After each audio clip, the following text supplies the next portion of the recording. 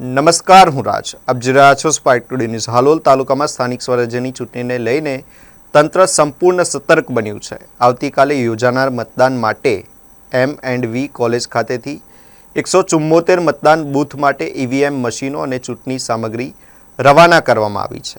ચૂંટણી પ્રક્રિયા માટે અંદાજે 1150 સ્ટાફ અને 450થી વધુ પોલીસ કર્મચારીઓ તૈનાત કરવામાં આવ્યા છે. સાથે જ 90થી વધુ વાહનો મારફતે સ્ટાફ અને સામગ્રી બૂથ સુધી પહોંચાડવામાં આવી છે.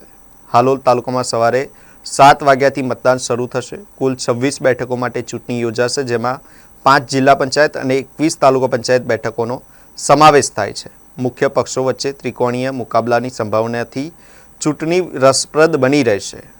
તંત્રએ શાંતિપૂર્ણ અને નિષ્પક્ષ મતદાન માટે તમામ તૈયારીઓ પૂર્ણ કરી છે. સ્થાનિક સ્વરાજની ચૂંટણીઓ અંતર્ગત આજે ઇલેક્શન મટીરિયલ તેમજ ઇલેક્શનના સ્ટાફનો ડિસ્પેચ ડે હતો અને ડિસ્પેચ ડે અંતર્ગત અત્રેથી લગભગ 1150થી વધુ સ્ટાફ બરાબર તથા 450થી વધુ પોલીસ પર્સોનલ અને બીજું તમામ ઇલેક્શન મટીરિયલ અત્રેથી આજે ડિસ્પેચ કરવામાં આવ્યું છે અને અહીંયાથી EVM તેમજ એની સાથેની બીજી સામગ્રી સ્ટેશનરીઝ બધું તમામ આપી આજ રોજ બધા પોતપોતાના બૂથ પર દરેક 174 બૂથ પર પહોંચી જશે અને જિલ્લા પંચાયતની તેમજ તાલુકા પંચાયતની જે સ્થાનિક સ્વરાજની ચૂંટણીના જે બૂથો છે તે બૂથો ઉપર આજની રાત ત્યાં રોકાઈ અને કાલે વહેલી સવારથી સવારે 7થી સાંજે 6 વાગ્યા સુધી મતદાનનો સમય રહેશે અને તે મતદાનની તમામ કાર્ય પદ્ધતિ અને પ્રક્રિયાઓ કરશે. મારું નામ જિગ્નેશ પટેલ,